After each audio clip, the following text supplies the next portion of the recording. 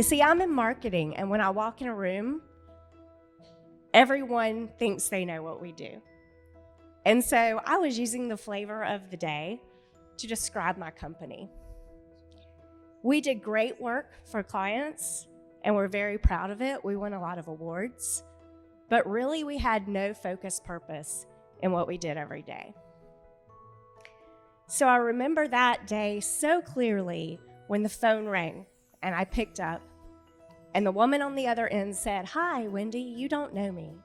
My name is Jackie Roth, and I'm a business broker here in Raleigh. I work with a lot of manufacturing companies.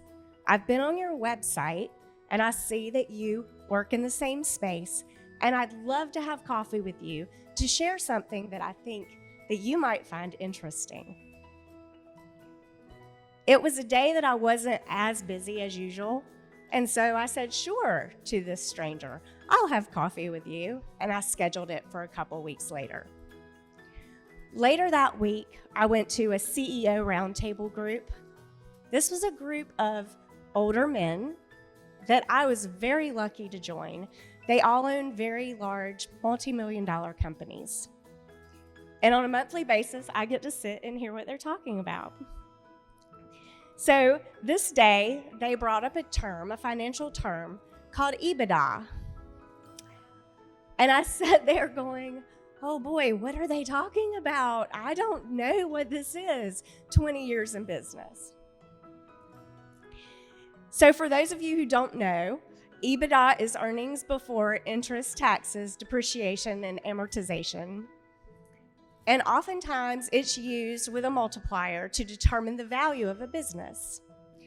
Learning this from these guys would be a very important lesson for me. So the 2 weeks went by and I went to meet Jackie. It was a cold day in December of 2016. Jackie said, "Wendy, I want to share something with you. I work with business owners, manufacturing company owners every day who are interested in selling their businesses. And I go through a system with them called the Value Builder System that helps them understand the things they need to improve about their business in order to get the most value out of it at the time of sale or when they're seeking investment dollars." She said, "There are 3 things that I think your company works with your clients on that I'd like to talk to you about. The first one is understanding the value of the customer service of the business. This is generally done through surveys. Do you do surveys?" I said, "Yes, we do Net Promoter Score. We do customer service like CSAT surveys, and we do insight gathering to learn what makes a company different, what makes them tick." She said, "Great, you've got number 1 covered. Number 2 is processes.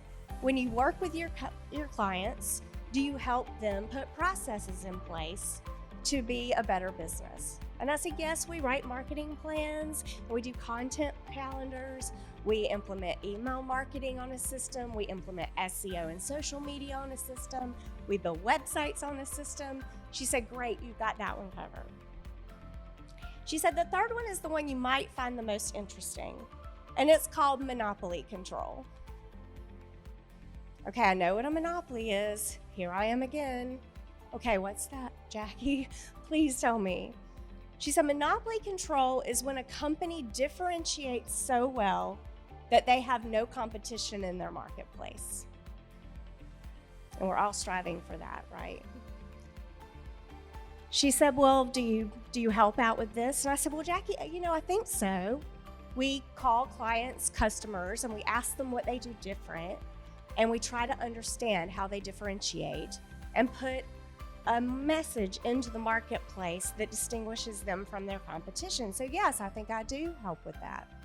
She said, "Okay, Wendy, what you need to understand is that if you impact any of these 3 areas in a positive way, then you can directly influence the EBITDA multiplier of a business at the time of sale or seeking investment." What did she just say? Oh my gosh, I know what EBITDA is. I was so excited. And better than that, all of a sudden my business had a purpose.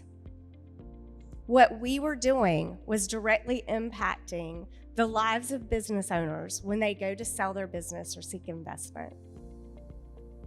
This was amazing. I ran back to the office and shared with my team this new positioning for Hummingbird.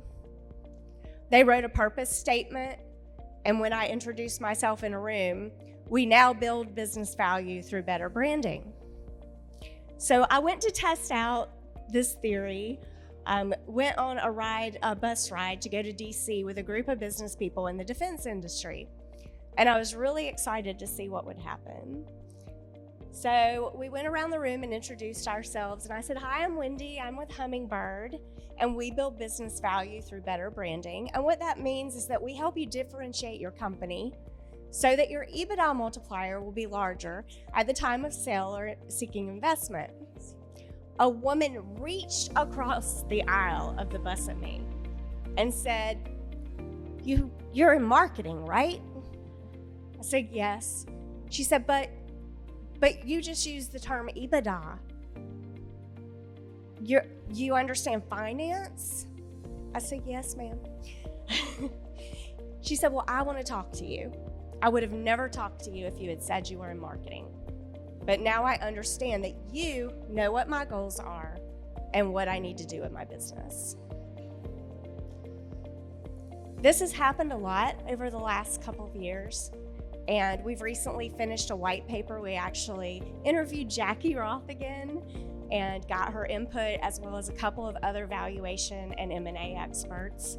And we did research on the effect of branding for the business value for companies in the B2B space, because we work in that mostly. And we can impact the EBITDA multiplier by 25 to 100%, which is amazing. So when the stranger calls you up and says, "I'd love to have coffee," do coffee.